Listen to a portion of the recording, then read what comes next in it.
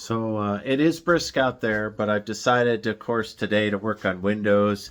Let me rotate here. I don't know if that's YouTubeable. Jammed up, and then the board that was holding it went all the way, missed all of the supports, and rotate. Knocked a hole in my stained glass window. Oh, but look, you still have the pieces. So, see? Oh, there. I know. Nobody will notice that. So Leah and I are heading out to the coast. So what we're going to do is just put tape there because that's not, rednecky in the least. And then this stained glass, if you watched my videos, I managed to break out. So what I've got is a replacement piece that just came in. It should be identical. So you see it's matching. Now, these are not antique. I went and got these simply for the fact that I knew that I might break them. I put them in place during construction. We all know that's a bad idea, but that's the way I'm doing it. If I put them in storage, I might have just as big a chance of breaking them. So real quick, I built this house to be a 1,000-year house, and stained glass window will not last 1,000 years. What happens is the joint, the material joining the glass gets old and brittle and falls apart. So I designed this window frame to be able to pull these out, these mortises, right, out and replace. So let's do that today and see whether or not once I'm dead and gone, if in 100 years, that's about how long stained glass can last, about 100 years. If somebody will be able to replace that, should and when these decay enough from the UV to fall apart. So let me get that going. Before I get too far, let me double check and make sure the part number I got a year later is the same. So I'm going to pull it out of the box. I said Amazon for these. I saw the same style, but they came from Wayfair. They were $30 cheaper, free shipping, so we'll find out.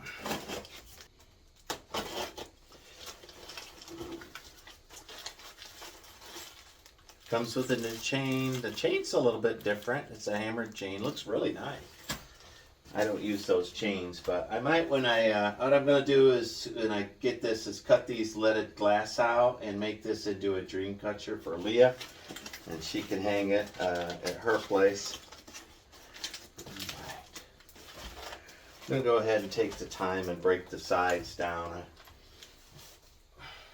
So I can open it from the side. Or at least open the top a little bit so I got a little room. Alright.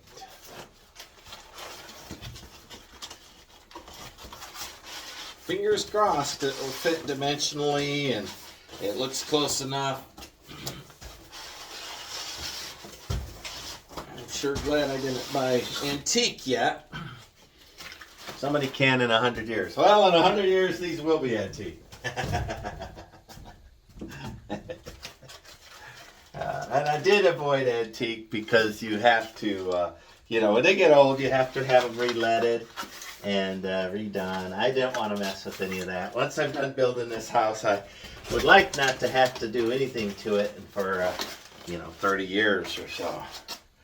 Just live in it. Well, let's face it, a house is never built, right? So as soon as I get the house built, then I want to go ahead and do the alcove, and I do want a swimming pool, and the list goes on and on. Never done building a house, actually. Okay. That looks pretty darn close. So what once was. I see I had put it in, installed it that way. So it's an exact copy. So very good. Let's go ahead and not break it. Pull out this one here. I'll set it to the side so I don't break it. All right. There we go. We'll hold it up one more time. So, the pink flower, the iris, my dad grew irises, so this has a big sentimental value to me for that. Those of you who don't watch the show regularly, trust me, what happened, I was putting up ceiling drywall and one of the support posts that was at an angle popped out, went past all of the catch pieces that I had, missed my fingers. Leo is standing here. She watched it in slow-mo. We all did, no! And it could have hit here, but I happened to tick it just enough with my finger to change its trajectory to that spot. Knocked out, clear it! Just didn't even mess around, just bam! And I bet you I spent a grand total of 10 minutes, if not 20, in an absolute rage storm, spitting and cussing. So, but here I am, all happy again. Let's go ahead and get this done. Now, I'm not going to put a piece of wood here because part of the character of my Spanish mission home will be dings and dents and whatnot. But normally you would put something there. So let me see how good of a job I did. I'm hoping that I don't have to pull everything off. Just the support pieces. We'll find out. We'll find out. I'm not even sure where I put these pieces. I guess just at the top. I did the work and don't remember. But I want to see if some fella could come by 100 years from now and again fix a broken a broken piece of stained glass. So I see that I used nails that pulled through, so I have to take advantage of that. Now I think that's open enough for me. I'm going to cut the silicone on the back side and pull that stained glass up. And then I'm going to slide the new one in, and then I'll re-silicone it from the outside. I think I'll be done. So let me go ahead and shut this off. We'll go outside and take a look, or I'll run the other camera. How about that? I don't have to mess around with resetting it. I'll go run the other camera. So here I am on the outside of this stained glass window, and you can see this is where we knocked the hole in it. What I'm going to do is cut the rubber, all the silicone all the way around it. And then I'm hoping that I can loosen it up enough we could just pull it through. Now in the video, I'm going to be in your way a little bit, but I'll try at first not to be, all right? And once I'm done cutting the silicone out of here, I'll peel it out, clean it up a little bit, and then we'll put the other piece in.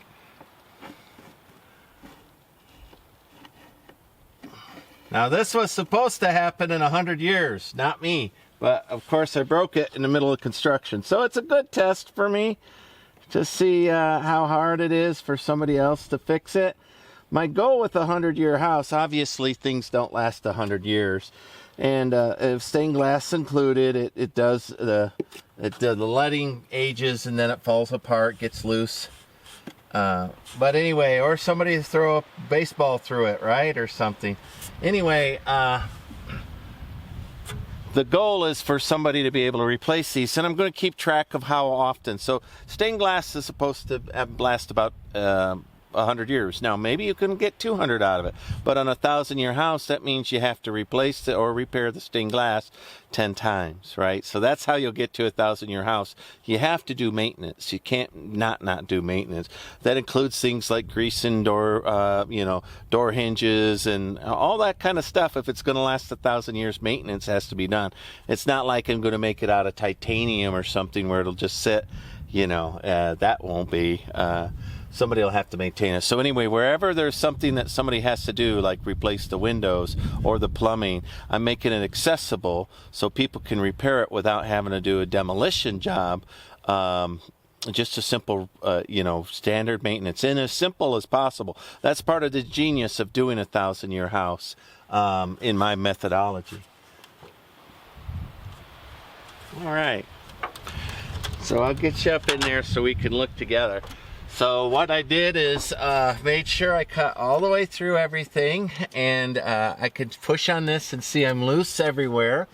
And now I'll go inside and see if I can wiggle it out and stick in the new window, and then I'll when I do this window, I'll silicone this spot, and then Thompson water seal the inner, outer, and then reseal anything that seems like it's a little loose. Again, I'm trying to stop moisture.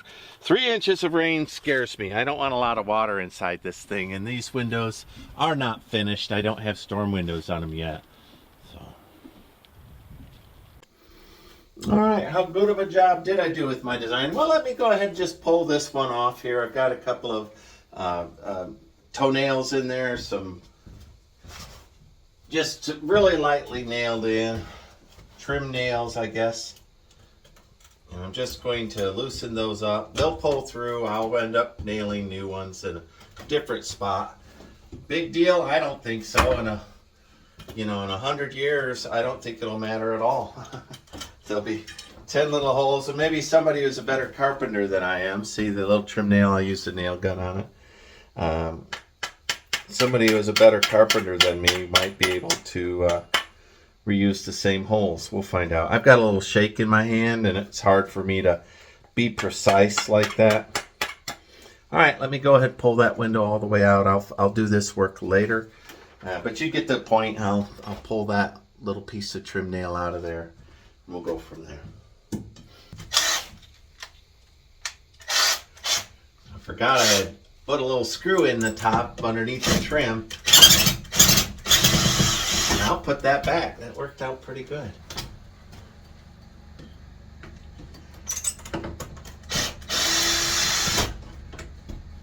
Alrighty.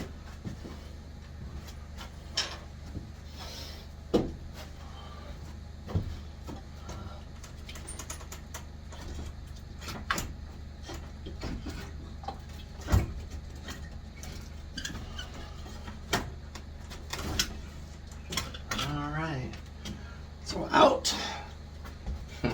Poor little window. Cleaning it up.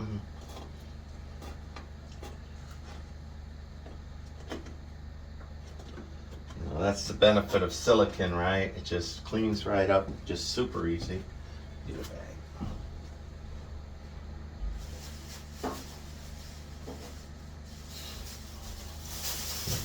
I like it better than glazing, which I'll do both. And if this was a historical house, I would do glazing. But I mean, look at that. It's waterproof and it stays flexible.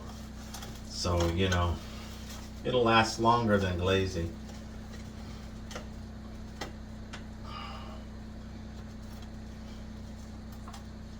And so much easier to clean up. Anybody who's ever tried to clean up glazing will tell you it's like super hard to get out. Once you make a mistake with it, or once it cures, it gets like cement, rock hard,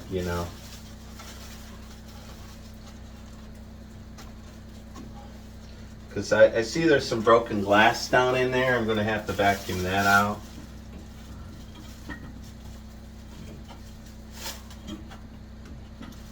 I wasn't able to scooch it out. Maybe I could blow it out. Oh, I got lucky. I was able to blow out my little owies out of there. That'll let the window settle back in.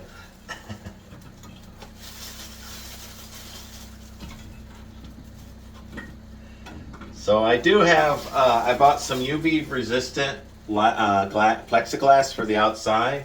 I wanted hurricane windows, but I couldn't find any here in this odd size. So I'm going to be making storm windows for all of the stained glass to prevent a hurricane wind from caving those in.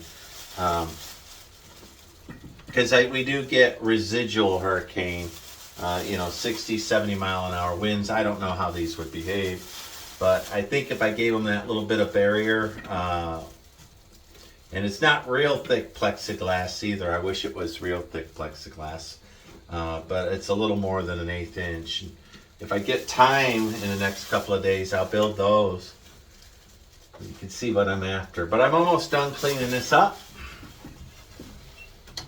I think that this is a pretty fast window repair. Anybody who's repaired a window knows that they're, especially on an old house, they take longer than this. So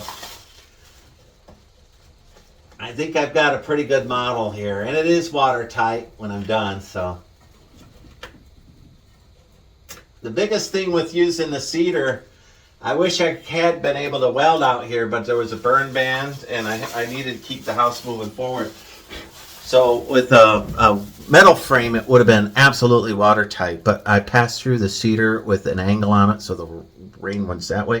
What happens is the cedar gets waterlogged and it will weep in, and I don't want it to weep in. So that's why I'm going to do the Thompson water seal and the Flex Seal outside today. But let me go ahead and finish this job up. It might be 2 videos. It depends how long this one takes. All right, out with the old, in with the new.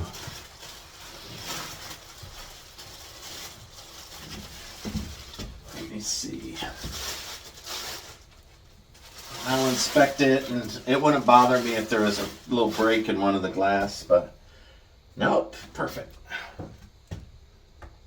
And see, I just used these little, I didn't cut these decorative florals out. I used them, and you know, I'll continue to use them. I put screws in them to hold it in.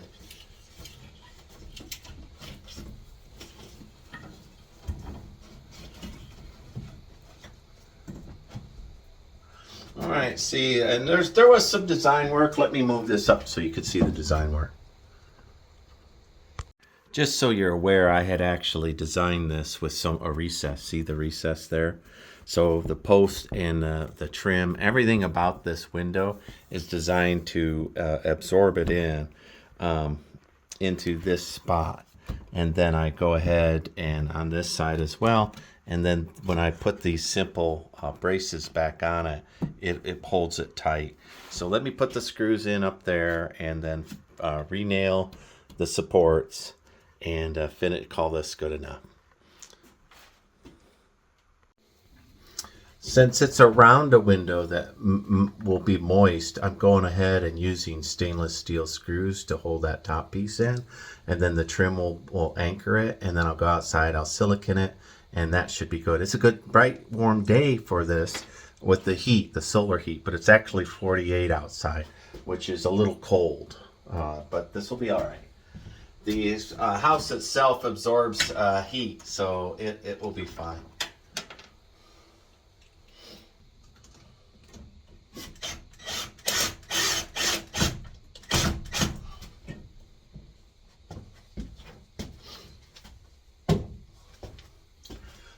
Now, because I'm doing Spanish Mission, it's okay, rough joints, butt joints, things like that.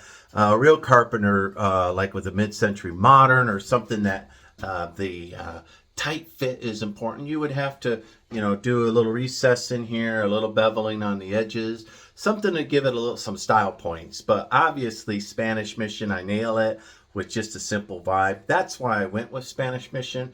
Plus, I could put adobe on the outside. It looks great in my neck of the woods.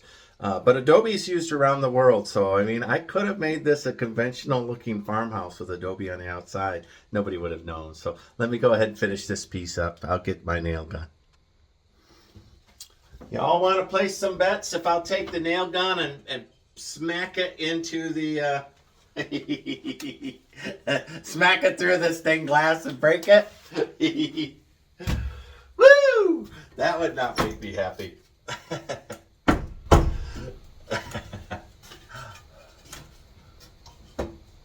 Okay, I still got one little nail here holding everything up.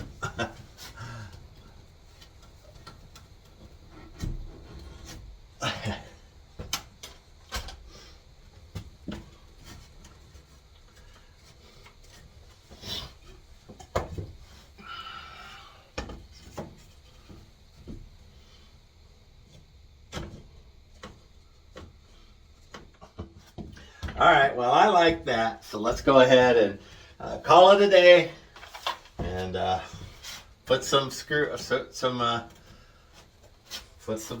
into it. Let's see if I'll mess it up. I will if I keep doing it like that. All right. One more time.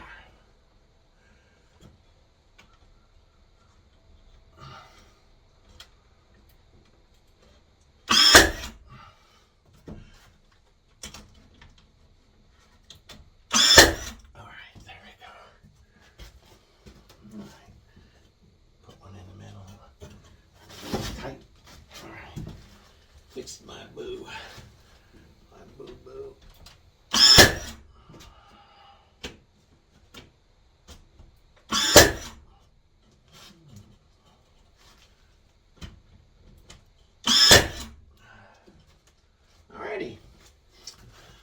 There we go.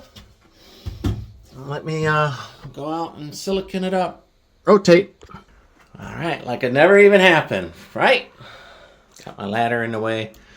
All this will be cleaned up. I don't know if I'm going to oil coat it with tung oil or not, but there we go. Fixed. I'm going to guess my time 35 minutes.